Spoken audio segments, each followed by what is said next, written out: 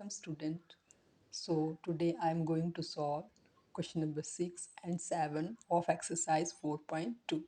So our question number 6 is we have to prove that value of this determinant is equal to 0.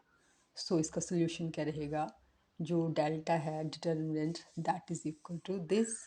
Now अब हमें ये सोचना है कि हम कौन सी प्रॉपर्टी यूज़ करें सो दैट हम जो है आसानी से इसकी वैल्यू फाइंड आउट कर सकें यूजिंग प्रॉपर्टीज़. सो इसके लिए आप देखेंगे. सो इफ़ ईच रो से अगर हम -1 कॉमन लें, फर्स्ट रो से भी -1, सेकेंड रो से भी -1, थर्ड रो से भी -1, तो हमारा -1 होल पावर 3 जो है वो कॉमन आ जाएगा. और आपके पास फर्स्ट रो क्या बन जाएगी स्टूडेंट्स? 0 -a b. सेकंड बन जाएगी a 0 c. एंड थर्ड बन जाएगी -b -c एंड 0. तो इसके लिए आप क्या रीज़न लिखेंगे? हम लिखेंगे by taking -1 common from each of 3 rows. Now -1 whole cube ये आ जाएगा -1. नाउ अब हम एक और प्रॉपर्टी यूज़ करेंगे by interchanging rows and columns.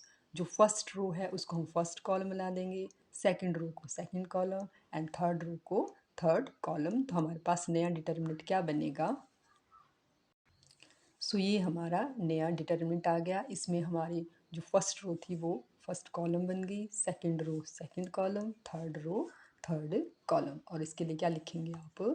By interchanging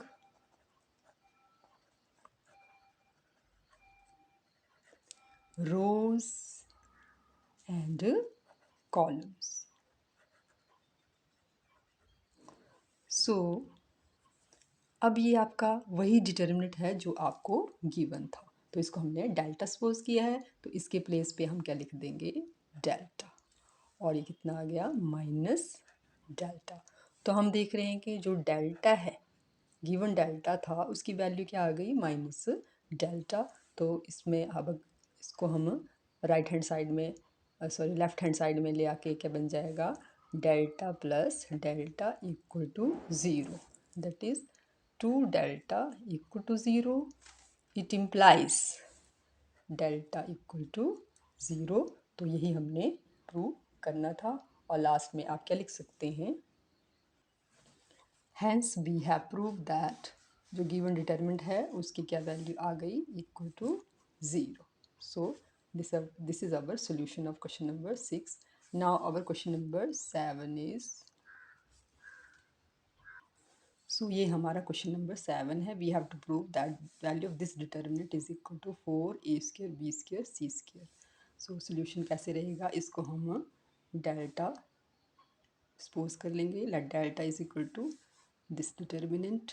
and अब स्टूडेंट आप जो कॉलम 1 है उसमें से a कॉमन लेंगे, कॉलम b से b and column third column जो है उससे c लेंगे. फर्स्ट कॉलम से a, सेकंड कॉलम से b एंड थर्ड कॉलम से c. तो आपके पास क्या आ जाएगा कॉमन बाहर? a b c. और जो आपका डिटर्मिनेंट लेफ्ट रहेगा वो क्या रहेगा? बिकॉज यहाँ से हमने a कॉमन ले लिया, तो आपके पास फर्स्ट कॉलम क्या बन जाएगा? -a b c.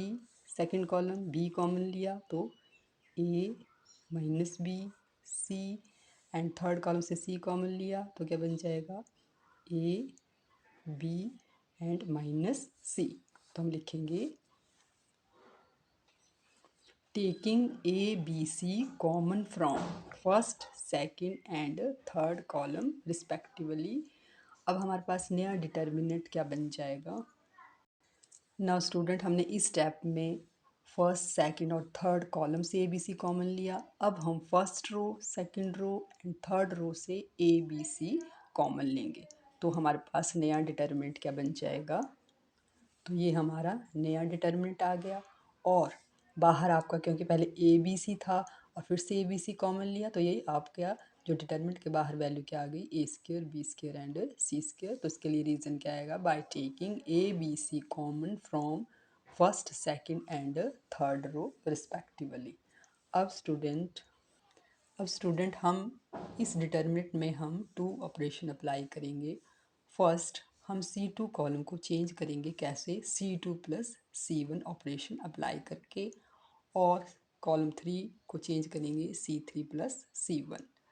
तो जब हम C2 कॉलम के जो एलिमेंट्स हैं उसमें कॉरस्पॉन्डिंग एलिमेंट ऑफ C1 हम ऐड करेंगे, तो C2 कॉलम कैसे चेंज होगा, C1 तो आपका एज इट इज़ रहेगा, और C2 कॉलम के जो एलिमेंट्स क्या आ जाएंगे, 1, और इसको इसमें -1 प्लस किया तो क्या बन गया, 0, this is also 0 and this is 2। इसी तरह कॉलम 3 के एलिमेंट्स भी चेंज करेंगे, उसमें भी कॉरस्पॉन्डिंग एलिमेंट्स ऑफ C1 हम ऐड करेंगे, तो ये बन जाएगा 0, this is 2 and this is 0। सो अब हम इसको सॉल्व करेंगे, कैसे, हम फर्स्ट रो से इसको एक्सपैंड करेंगे, तो हमारे पास क्या आ जाएगा, ए square B square C square, अब आएगा -1, और जिस रो और कॉलम में ये लाई कर रहे हैं उसको हम एलिमिनेट कर देते हैं, तो हमारे पास आ गया डिटर्मिनेंट ऑफ 0 2 2 0। अब इसकी वैल्यू हमने फाइंड आउट करनी है, तो ये आपके पास आ गया -a square B square C square, and what about this, its value is 0 -4। So ये आपके पास आ गया माइनस माइनस, ये जब इंटू करेंगे तो ये प्लस हो जाएगा, और 4 a² b² c², और यही आपकी कौन सी थी, राइट हैंड साइड। तो आपने ये प्रूव कर दी।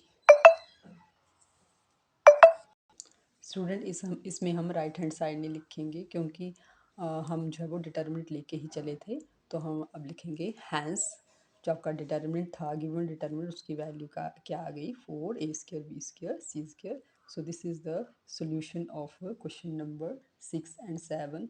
So student, I hope you clearly understand the solution. So kindly like, share and subscribe my channel, and thank you for watching. Thank you.